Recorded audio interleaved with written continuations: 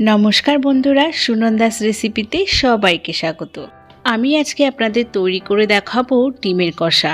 এই রেসিপিটা আমি আজকে একটু অন্যরকমভাবেই তৈরি করব, তবে আমি আপনাদের কথা দিতে পারি যে আপনাদের এই রেসিপিটা খুবই ভালো লাগবে।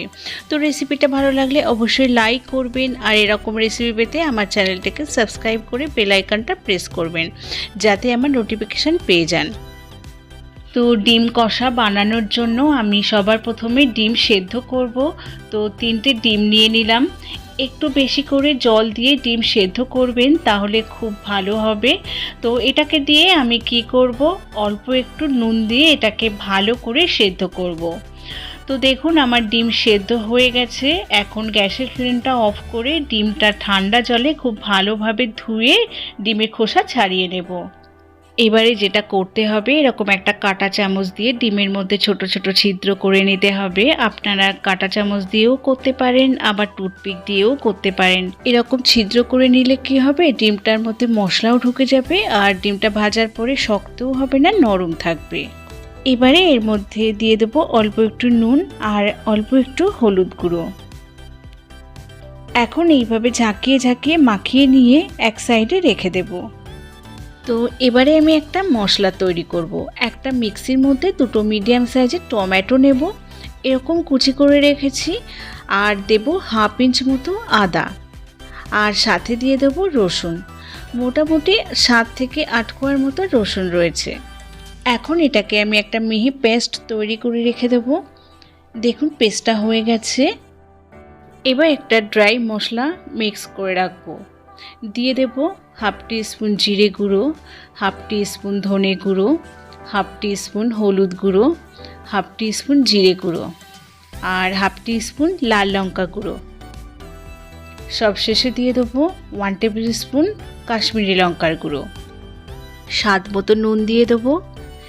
এবার একটু জল দিয়ে এই মশলাটাকে আগে থেকে তৈরি করে রাখবো। এতে ঝামেলাও যেমন কম হবে, তেমন মশলাটাও খুব সুন্দরভাবে ফুলতে থাকবে। আপনারা এরকমও করতে পারেন, বা ডাইরেক্ট মশলা কড়াইতেও অ্যাড করে দিতে পারেন। এবার কড়াইতে 2 টেবিল স্পুন সর্ষের তেল গরম করে নিয়েছি ডিমগুলো ভেজে নেওয়ার জন্য। আপনারা চেষ্টা করবেন রেসিপিটা সর্ষের তেলেই করতে, তাহলে টেস্টটা খুব ভালো আসবে। মিডিয়াম ফ্লেমে রেখে ডিমগুলো খুব ভালোভাবে ভেজে নিয়েছিলাম। এখন একটা পাত্রে তুলে নিচ্ছি।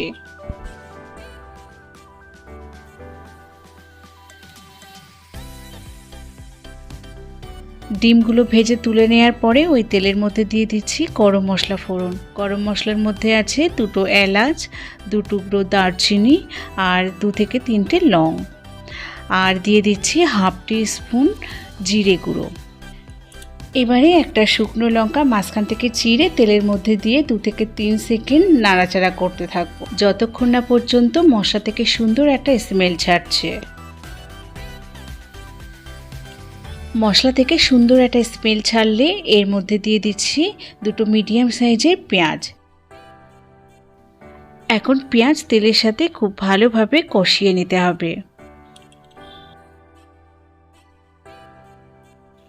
2টো কাঁচা লঙ্কা মাঝখান থেকে চিড়ে দিয়ে দিলাম। এখন সমস্ত কিছু খুব ভালোভাবে কষিয়ে নিতে হবে।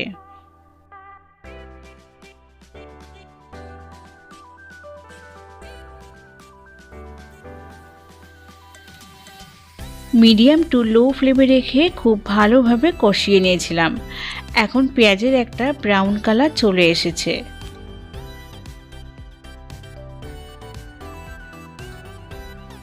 এবার এর মধ্যে দিয়ে দেব টমেটো পেস্ট, যেটা আমি আগে থেকে আদা, রসুন আর টমেটো দিয়ে তৈরি করে রেখেছিলাম। এখন পেঁয়াজের সঙ্গে টমেটো পেস্টটা দিয়ে খুব ভালোভাবে মিশিয়ে নেব।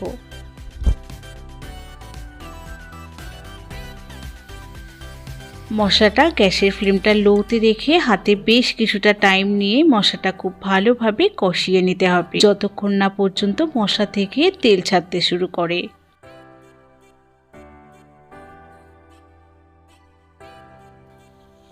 এখন মশলাটা বেশ ভালো মতো কষানো হয়ে গেছে।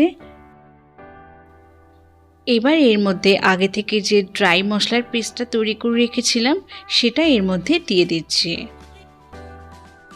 এবার মশলার বাটির মধ্যে অল্প একটু জল দিয়ে ধুয়ে এর মধ্যে দিয়ে দিলাম। এখন সমস্ত কিছু আবারও বেশ কিছুক্ষণ ধরে কষিয়ে নিতে হবে। আপনারা এই রেসিপিটা অবশ্যই করে কাশ্মীরি লঙ্কার গুঁড়ো দিয়ে দেবেন। এটা কিন্তু বেশ স্পাইসি হবে, সুন্দর একটা রিচ কালার হবে, তবেই কিন্তু ডিম কষার আসল টেস্ট পাবেন। দেখুন এটা কষানো হয়ে গেছে। এবার এর মধ্যে অল্প একটু জল দিয়ে ফুটিয়ে নিতে হবে। ফুটে উঠলে এর মধ্যে ভাজা ডিমগুলোকে দিয়ে দেব। আপনারা এই রেসিপিটা মৌরির গুঁড়ো দিয়ে করবেন, তাতে করে ডিম কষা খুবই ভালো টেস্ট আসে।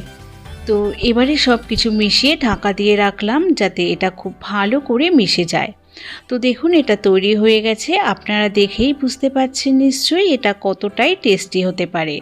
ওপর থেকে একটু গরম মশলা ছড়িয়ে দিয়েছি আর একটু সামান্য করে ধনেপাতা কুচি। তো আপনারা চাইলে নাও দিতে পারেন। এবার এটাকে মিক্স করে গরম গরম ভাতের সাথে সার্ভ করব ডিম কষা। তো আশা করি ভালো লেগেছে রেসিপিটা।